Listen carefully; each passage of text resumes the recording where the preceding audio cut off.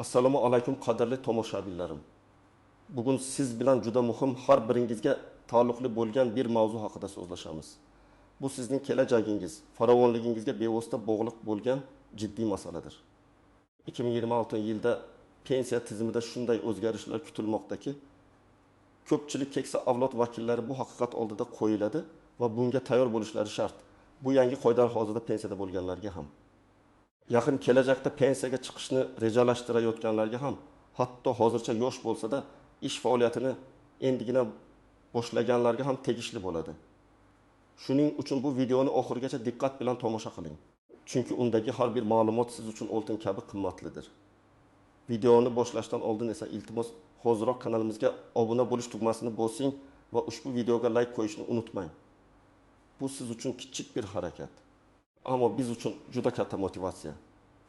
Muammoning mohiyati oldin qanday edi, hozir nimalar o'zgarmoqda qadrli do'stlar? Pensiya tizimi har bir jamiyatning muhim ustunlaridan biridir. Uning maqsadi mehnat faoliyatini yakunlagan fuqarolarni munosib ijtimoiy himoya bilan ta'minlash. Yillar davomida pensiya hisoblash, uni to'lash mexanizmlari doimiy ravishda takomillashib kelgan avvallari. Pensiya tizimi asosan qog'oz hujjatlarga asoslanar edi. Ya'ni sizning mehnat daftarchangiz, ish joyingizdan berilgan ma'lumotnomalar, ish haqi to'g'risidagi arxiv hujjatlari pensiyani hisoblashda asosiy manba bo'lib xizmat qilardi. Bu tizimning o'ziga yarasha kamchiliklari bor edi. Masalan, qog'oz hujjatlar yo'qolishi, yaroqsiz holga kelishi, soxtalashtirilishi mumkin edi. Ish beruvchilarning mas'uliyatsizligi sababli pensiya jamg'armasiga ajratmalar o'z vaqtida o'tkazilmasligi yoki noto'g'ri ma'lumotlar berilishi ham tez-tez uchrab turardi. Natijada ko'plab fuqarolar pensiya yoshiga yetganlarida kutgan pensiyalarini ola olmasdan hujjatbozlik bilan ovora bo'lishardi. Bu jarayon juda ko'p vaqt va asab talab qilar edi. Pensiya hisoblashda koeffitsiyentlar, indeksatsiyalar ham birmuncha murakkab va ba'zan tushunarsiz tarzda amalga oshirilardi. Bu esa fuqarolarda savollar tug'dirardi. Endi esa diqqat. 2026 yildan boshlab bu tizim tubdan o'zgaradi. Davlatimiz pensiya tizimini to'liq raqamlashtirish va shaffofligini oshirish yo'lidan bormoqda. Asosiy o'zgarish shundan iboratki, 2026 yil 1 yanvardan boshlab pensiya hisoblash uchun asos bo'ladigan barcha mehnat staji va ish haqi to'g'risidagi ma'lumotlar faqatgina raqamli shaklda. Ya'ni yagona elektron mehnat daftarchasi tizimi YMDT orqali yoki ish beruvchilar tomonidan taqdim etilgan rasmiy raqamli ma'lumotlar asosida tekshiriladi va qabul qilinadi. Qog'oz mehnat daftarchalari. Agar ularning ma'lumotlari raqamli tizimda tasdiqlanmagan bo'lsa, 2005 yildan keyingi davrlar uchun pensiya hisoblash yoki qayta hisoblash uchun yetarli bo'lmaydi. 2005 yilgacha bo'lgan davrlar uchun esa ular maxsus idoralararo komissiya tomonidan belgilangan muddat ichida tekshirilib, tasdiqlanishi kerak bo'ladi. Bu degani, agar sizning mehnat stajingiz yoki ish haqi ma'lumotlaringiz elektron tizimda aks etmagan bo'lsa, pensiya tayinlash jarayonida jiddiy muammolarga duch kelishingiz mumkin. Bu o'zgarishlar tizimni adolatli, shaffof va byurokratik to'siqlardan xoli qilishga qaratilgan bo'lsa-da, ayrim fuqarolar uchun kutilmagan qiyinchiliklarni keltirib chiqarishi mumkin. Xususan, eski davrlarda ishlagan, hujjatlari yaxshi saqlanmagan, norasmiy ishlagan yoki korxonasi tugatilib ketgan fuqarolarimiz alohida e'tibor qaratishlari lozim. Birinchi asosiy qism. Nimalarni bilishingiz kerak, kimlar xavotirlanishi kerak va kimlar yo'q, yuqorida aytib o'tganimdek. 2026 yildan boshlab pensiya tizimi to'liq raqamli formatga o'tadi. Bu degani, sizning butun mehnat faoliyatingiz, har bir ish joyingiz, oylik maoshingiz miqdori, soliq va pensiya ajratmalari haqidagi ma'lumotlar yagona elektron bazada jamlangan bo'lishi shart. Agar bu ma'lumotlar bazada mavjud bo'lmasa yoki noto'g'ri aks etgan bo'lsa, bu sizning pensiyangiz miqdoriga bevosita ta'sir qiladi. Hukumatning maqsadi har bir fuqaroning pensiya huquqini aniq va shaffof tarzda ta'minlash, suiiste'molliklarning oldini olish. Biroq bu o'zgarishlar hammaga bir xil darajada ta'sir qilmaydi. Keling, kimlar xavotirlanishi kerak va kimlar yo'q ekanligini batafsil ko'rib chiqamiz. Kimlar xavotirlanishi kerak? Bir, standart bo'lmagan mehnat stajiga ega bo'lganlar. Agar siz qog'oz mehnat daftarchangizda ko'rsatilgan ish joylarida doimiy ravishda ishlamagan bo'lsangiz, ya'ni qisqa muddatli ishlagan bo'lsangiz, tez-tez ish joyini o'zgartirgan bo'lsangiz yoki norasmiy sektorlarda faoliyat yuritgan bo'lsangiz, xavotirlanishingizga asos bor. Chunki bu kabi ish joylarida pensiya jamg'armasiga ajratmalar o'z vaqtida va to'liq to'lanmagan bo'lishi mumkin. Agar bu ma'lumotlar raqamli tizimda aks etmagan bo'lsa, siz bu davrlar uchun pensiya stajini yo'qotishingiz mumkin. 2. Eski, yomon saqlangan yoki yo'qolgan hujjatlarga ega bo'lganlar. Sovet davrida yoki 90 yillarda ishlagan ko'plab kishilarning mehnat daftarshalari eski, yirtilgan, yozuvlari o'chib ketgan yoki butunlay yo'qolgan bo'lishi mumkin. Agar sizning mehnat daftarchangiz shu ahvolda bo'lsa va undagi ma'lumotlar elektron bazaga kiritilmagan bo'lsa, sizning o'sha davrdagi mehnat stajingizni tasdiqlash uchun jiddiy qiyinchiliklarga duch kelasiz. Masalan, agar sizning mehnat daftarchangizdagi ba'zi sahifalar yaroqsiz holga kelgan bo'lsa va undagi ma'lumotlar yemdetga kiritilmagan bo'lsa, pensiya jamg'armasi sizdan qo'shimcha tasdiqlovchi hujjatlar talab qiladi. Bu hujjatlarni topish esa o'sha korxonalar yopilgan bo'lsa, juda qiyin kechadi.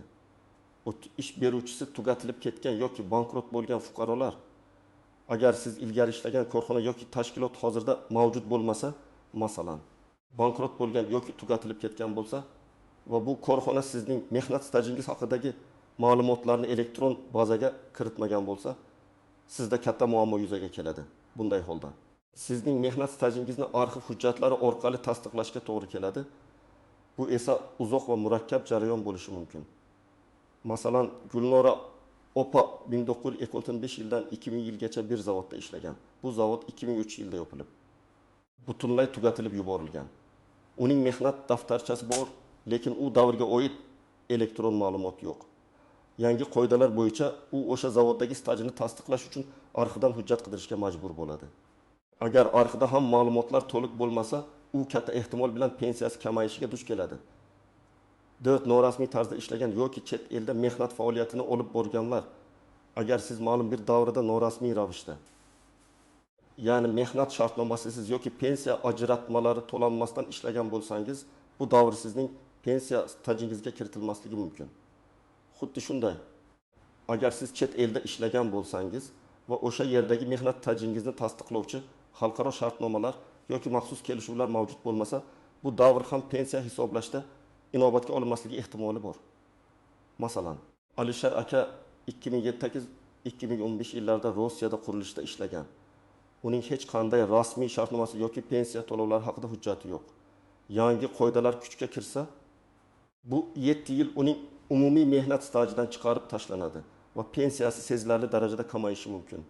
Kimlar xavotirlanmasligi kerak? 1. Zamonaviy davrda rasmiy ishlaganlar va elektron mehnat daftarchasiga ega bo'lganlar. Agar siz 2005 yildan keyin rasmiy ishga joylashgan bo'lsangiz va barcha ish beruvchilaringiz sizning ma'lumotlaringizni yagona elektron mehnat daftarchasi tizimiga o'z vaqtida kiritgan bo'lsa, siz xavotirlanmasangiz ham bo'ladi. Chunki sizning barcha ma'lumotlaringiz allaqachon raqamli bazada mavjud va pensiya jamg'armasi bu ma'lumotlarga osongina kira oladi. Sizga faqatgina ma'lumotlaringizning to'g'riligini tekshirish kifoya. Masalan, Dilfuza opa 3 yildan beri yirik davlat tashkilotida ishlaydi. Uning barcha ma'lumotlari, ish haqi va pensiya ajratmalari har oy raqamli tizimga kiritilib borilgan. Uning pensiya tayinlash jarayoni oson va tezkor kechadi. Chunki barcha ma'lumotlar allaqachon tasdiqlangan va elektron bazada mavjud. 2. Davlat tashkilotlarida uzluksiz ishlaganlar. Davlat tashkilotlarida ishlagan fuqarolarning mehnat staji va ish haqi to'g'risidagi ma'lumotlar odatda yaxshi saqlanadi va raqamli tizimga kiritilgan bo'ladi. Bu ularning pensiya tayinlash jarayonini sezilarli darajada soddalashtiradi. 3. Muddatli harbiy xizmatni o'taganlar va unga tenglashtirilgan stajga ega bo'lganlar, harbiy xizmat davri. Bola parvarishlash ta'tillari va boshqa imtiyozli staj turlari odatda qonun bilan aniq belgilangan va ularni tasdiqlash uchun alohida mexanizmlar mavjud. Agar bu davrlar elektron bazada to'g'ri aks etgan bo'lsa, sizda muammo bo'lmaydi. Ikkinchi asosiy qism, qoidalarga istisnolar, qaltis jihatlar va oshkor bo'lmagan nozik nuqtalar. Har qanday qoidaning o'ziga yarasha istisnolari va nozik jihatlari bo'ladi. Pensiya tizimidagi yangi qoidalar ham bundan mustasno emas. Bu yerda ba'zi holatlarda sizga foydali bo'lishi mumkin bo'lgan istisnolar, shuningdek, ehtiyot bo'lishingiz kerak bo'lgan qaltis jihatlar va oshkor bo'lmagan nuanslar mavjud. Qoidalarga istisnolar 1. Sehrli muddat grace period eski hujjatlar uchun. Hukumat eski qog'oz hujjatlar bilan bog'liq muammolar mavjudligini tushunadi. Shu sababli 2005 yilgacha bo'lgan mehnat stajini tasdiqlash uchun maxsus idoralararo komissiya tashkil etiladi. Bu komissiya o'sha davrdagi mehnat stajini agar u elektron bazada yo'q bo'lsa ham qog'oz mehnat daftarchasi va mavjud bo'lgan boshqa arxiv ma'lumotlari asosida ko'rib chiqadi. Biroq bu komissiya faqat cheklangan muddat davomida faoliyat yuritadi. Masalan, 2026-2027 yillar oralig'ida. Bu degani, sizda o'z hujjatlaringizni shu muddat ichida tartibga solish uchun imkoniyat bo'ladi. Bu imkoniyatdan foydalanib qolish juda muhim. 2. Ayrim imtiyozli toifadagi fuqarolar, ayrim toifadagi shaxslar uchun, masalan, nogironligi bo'lgan shaxslar, ko'p bolali onalar, harbiy xizmatchilar. Xavfli mehnat sharoitlarida ishlaganlar uchun pensiya tayinlashda alohida tartiblar saqlanib qolishi mumkin. Ular uchun mehnat stajini hisoblashda biroz yumshoqroq yondashuvlar qo'llanilishi ehtimoli bor. Masalan, ko'p bolali onalarga bola parvarishlash uchun beriladigan davrlar uchun staj hisoblashda elektron tizimda qanday aks etgandan qat'iy nazar, ularning murojaati asosida imtiyozlar saqlanib qolishi mumkin. Ayrim soha xodimlari uchun maxsus qoidalar.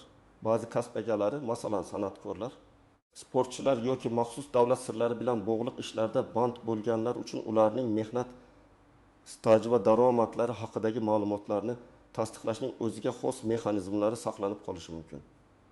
Bu ularning ish xususiyatlariga bog'liq. Qaltis jihatlar va nozik nuqtalar. 1. Rasmiy xabarnomalarni e'tiborsiz qoldirish. Pensiya jamg'armasi fuqarolarga o'z mehnat stajlarini raqamlashtirish bo'yicha ma'lumot beruvchi xat, SMS xabarnomalar yuborishi mumkin. Bu xabarnomalarni e'tiborsiz qoldirish katta xatolikka olib keladi. Chunki ular sizning zarur harakatlarni amalga oshirishga undaydi. 2. Noma'lum manbalarga ishonish. Internetda yoki ko'chalarda pensiyangizni rasmiylashtirib beraman deydigan turli firibgarlar paydo bo'lishi mumkin. Ularga ishonishdan saqlaning. Faqatgina rasmiy idoralar, pensiya jamg'armasi yoki yagona darcha markazlari orqali ish tuting. O'ting, hujjatlardagi to'liqsizliklar va xatolar agar sizning mehnat daftarchangizda, ism sharifingizda, tug'ilgan sanangizda xatolar bo'lsa yoki ishga qabul qilish, ishdan bo'shatish haqidagi yozuvlar noto'g'ri yoki to'liqsiz bo'lsa, bu ham pensiya tayinlashda muammolarni keltirib chiqaradi. Bunday xatolar imkon qadar tezroq to'g'rilanishi kerak. 4. O'qish davrining hisoblanishi. Avvallari oliy ta'lim muassasalaridagi o'qish davri ba'zi hollarda mehnat stajiga kiritilardi. Yangi qoidalarga ko'ra bu tartib o'zgarishi yoki yanada qat'iylashishi mumkin. Faqatgina stajga qo'shiladigan aniq muddatlar va shartlar belgilanadi. Agar siz o'qish davringizni stajga qo'shishni istasangiz, tegishli ma'lumotnomalarni oldindan tayyorlab qo'yishingiz shart. 5. Pensiya yoshidan keyin ishlashning ta'siri. Agar siz pensiya yoshiga yetganingizdan keyin ham ishlashni davom ettirsangiz, sizning pensiyangiz qayta hisoblanishi mumkin. Biroq yangi qoidalar bu qayta hisoblash mexanizmini o'zgartirishi, masalan, qo'shimcha staj uchun bonuslar miqdorini o'zgartirishi yoki uni faqat rasmiy raqamli ma'lumotlar asosida amalga oshirishi mumkin. Bu sizning hozirgi va kelgusi daromadlaringizga ta'sir qiladi. 6. Noto'g'ri ma'lumotlar uchun javobgarlik. Agar siz pensiya hisoblash uchun qasddan noto'g'ri yoki soxta ma'lumotlar taqdim etsangiz, bu qonun bo'yicha jiddiy javobgarlikka, hatto jinoiy javobgarlikka sabab bo'lishi mumkin. Raqamli tizim ma'lumotlarni tekshirishni ancha osonlashtiradi. Shuning uchun har qanday firibgarlik urinishlari tezda aniqlanadi. Bu nozik nuqtalarni bilish va ularga e'tibor berish sizni kelajakdagi ko'plab muammolardan saqlab qoladi. Amaliy maslahatlar. Tomoshabin nima qilish kerak? Aniq ko'rsatmalar, qadrli do'stlar. Men sizni shunchaki ogohlantirib qo'ymasdan, balki bu vaziyatdan qanday qilib o'zingiz uchun foydali chiqish yo'llarini ham ko'rsatib beraman. Siz hozir harakatni boshlashingiz kerak. Har bir kechiktirilgan kun kelajakda ko'proq bosh og'rig'iga aylanishi mumkin. Mana siz uchun aniq bosqich ko'rsatmalar. 1. Barcha mavjud hujjatlaringizni yig'ing va tartibga soling. Mehnat daftarchangiz. Eng asosiy hujjat. Uni toping, tekshiring. Yozuvlar tushunarli ekanligiga, barcha sahifalar mavjudligiga ishonch hosil qiling. Agar yozuvlar o'chgan yoki yirtilgan bo'lsa, bu yerda muammo bor. Mehnat shartnomalari. Agar mavjud bo'lsa, ish joylaringiz bilan tuzilgan barcha mehnat shartnomalarini toping. Ular mehnat stajini tasdiqlashda muhim ahamiyatga ega bo'ladi. Ish haqi to'g'risidagi ma'lumotnomalar. Agar saqlangan bo'lsa, ularni ham yig'ing. Ayniqsa eng ko'p ish haqi olgan davrangizdagi ma'lumotnomalar pensiyangiz miqdorini oshirishga yordam beradi. Harbiy bilet, diplomlar, nikoh guvohnomasi, tug'ilish haqidagi guvohnomalar. Bular ham imtiyozli stajlarni yoki shaxsiy ma'lumotlarning to'g'riligini tasdiqlash uchun kerak bo'lishi mumkin. Ikki shaxsiy pensiya hisobingiz holatini tekshiring. Hozirda ko'pgina davlat xizmatlari, yagona interaktiv davlat xizmatlari portali my.gov.uz orqali amalga oshiriladi. Shu portalga kiring va mehnat staji va ish haqi haqida ma'lumot olish xizmatini toping. O'zingizning elektron mehnat daftarchangizdagi ma'lumotlarni tekshiring. Agar portalga kira olmasangiz, yaqinlaringizdan yordam so'rang yoki pensiya jamg'armasi bo'limiga murojaat qiling. Pensiya jamg'armasi bo'limiga borib. Agar onlayn xizmatlardan foydalana olmasangiz, turar joyingizdagi pensiya jamg'armasi bo'limiga shaxsan boring. Pasportingiz va mehnat daftarchangiz bilan borib, o'z mehnat stajingiz va pensiya jamg'armasiga o'tkazilgan ajratmalar haqida batafsil ma'lumot so'rang. Ular sizga shaxsiy pensiya hisobingiz holati to'g'risida ma'lumotnoma berishlari shart. Bu ma'lumotnomadagi ma'lumotlar sizning hujjatlaringizdagi mos kelishini tekshiring. Oldingi ish beruvchilaringiz bilan bog'laning. Agar imkon bo'lsa, ilgari ishlagan korxonangizning kadrlar bo'limiga yoki buxgalteriyasiga murojaat qiling. Ulardan sizning mehnat stajingiz va ish haqingiz to'g'risidagi ma'lumotlarni elektron tizimga kiritishni yoki mavjud bo'lgan ma'lumotlarni tasdiqlashni so'rang. Agar korxona mavjud bo'lsa, ular buni qilishga majbur. Agar korxona tugatilgan bo'lsa, agar ilgari ishlagan tashkilot hozirda mavjud bo'lmasa, uning arxiv hujjatlari qayerda saqlanadi? Shu haqida ma'lumot topishga harakat qiling. Ko'pincha bunday hujjatlar tuman, shahar arxivlarida yoki viloyat arxivlarida saqlanadi. Arxivga murojaat qilib, mehnat stajingizni tasdiqlovchi ma'lumotnomalar olishingiz kerak. Arxivdan hujjat olish uchun ariza yozish, ma'lumotnoma berish xizmatidan foydalanish zarur. Dedi. Pensiya jamg'armasi bilan maslahatlashing. Yuqoridagi ishlarni bajarganingizdan so'ng barcha yig'ilgan hujjatlar bilan yana pensiya jamg'armasi bo'limiga boring. Ularga o'zingizning holatingizni tushuntiring, mavjud muammolaringizni ayting va maslahat so'rang. Ular sizga qaysi davrlar uchun qo'shimcha hujjatlar kerakligini, nimalarni to'g'rilash kerakligini aniq aytib berishlari kerak. Maxsus komissiya masalasi. Agar 2005 yilgacha bo'lgan stajingizda muammolar bo'lsa, 2026 yilda ishga tushish kutilayotgan maxsus idoralararo komissiyaga murojaat qilish tartibi haqida hozirdanoq so'rab oling. Bu komissiyaga qanday hujjatlar taqdim etish kerakligini aniqlang. 5. Raqamli savodxonligingizni oshiring. Bugungi kunda davlat xizmatlarining aksariyati raqamli formatga o'tmoqda. Agar siz elektron xizmatlardan foydalanishni bilmasangiz, farzandlaringiz, nabirlaringizdan yoki maxsus kurslardan yordam oling. My.gov.uz portaldan foydalanishni o'rganing. Bu sizga ko'p vaqt va asabni tejaydi. 6. Barcha rasmiy yangiliklarni kuzatib boring. Pensiya tizimidagi yangiliklarni muntazam ravishda kuzatib boring. Ommaviy axborot vositalari, telekanallar, rasmiy saytlar orqali beriladigan xabarlarga e'tiborli bo'ling. Pensiya jamg'armasining rasmiy sayfalariga obuna bo'ling. Misol tariqasida Farhod aka 2025 yilda pensiyaga chiqishni rejalashtirgan. Uning mehnat daftarchasida 1900-2000 yillardagi zavoddagi ishi va 2000 yillardagi xususiy firmadagi ishi yozilgan. Zavod 2005 yilda yopilgan. Farhod aka hozir nima qilish kerak? Birinchi navbatda u My.gov. Uz orqali yoki pensiya jamg'armasi bo'limiga borib, o'zining elektron mehnat daftarchasini tekshirish kerak.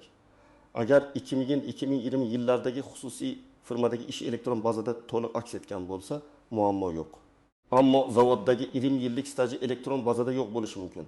Bunday holda Farhod aka o'sha yopilgan zavodning arxiv hujjatlarini qidirishi va pensiya jamg'armasiga taqdim etishi shart. Agar bu ishni hozirdan boshlamasa, 2026 yilda pensiya tayinlashda u o'sha 20 yillik stajini isbotlash uchun juda ko'p yugurib, ovora bo'ladi va pensiyasi ham kamayishi mumkin. Xulosa va yakuniy chorlov qadrli tomoshabinlarim, bugun biz siz bilan 2026 yilda pensiya tizimida yuz beradigan va har bir fuqaroga taalluqli bo'lgan juda muhim o'zgarishlar haqida batafsil gaplashdik. Bu o'zgarishlarning mohiyati shundaki, pensiya hisoblashning asosiy mexanizmlari qog'oz hujjatlardan to'liq raqamli tizimga o'tadi. Bu esa sizning mehnat stajingiz va ish haqingiz haqidagi ma'lumotlar elektron bazada to'liq va to'g'ri aks etishini taqozo etadi. Agar siz hozirdan o'z hujjatlaringizni tekshirmasangiz, ma'lumotlaringizni to'g'rilamasa va kerakli choralarni ko'rmasangiz, kelajakda pensiyangiz miqdorining kamayishi, uning tayinlanishida kechikishlar yoki umuman kutilmagan muammolarga duch kelishingiz mumkin. Shuning uchun men sizni yana bir bor ogohlantiraman va hoziroq harakat qilishga chorlayman. Pensiyangiz bu sizning uzoq yillik mehnatingizning mevasi, keksalik chog'ingizdagi tayanchingizdir. Unga beparvo bo'lmang. Bugun bergan amaliy maslahatlarimga qat'iy amal qiling. Hujjatlaringizni tartibga soling. Elektron bazadagi ma'lumotlaringizni tekshiring. Zarur bo'lsa, pensiya jamg'armasi va arxivlarga murojaat qiling. Esda tuting, vaqt juda oz qoldi. 2026 yil yaqin. Ushbu videodagi ma'lumotlar siz uchun foydali bo'ldi degan umiddaman. Agar sizda savollar tug'ilgan bo'lsa yoki bu borada qandaydir tajribangiz bo'lsa, izohlarda yozib qoldiring. Men har bir izohni o'qishga harakat qilaman. Videoga like bosishni va kanalimizga obuna bo'lishni unutmang. Zarur sizning qo'llab-quvvatlashingiz biz uchun juda muhim. Keyingi videolarda ko'rishguncha o'zingizni ehtiyot qiling va doimo ogoh bo'ling. Rahmat.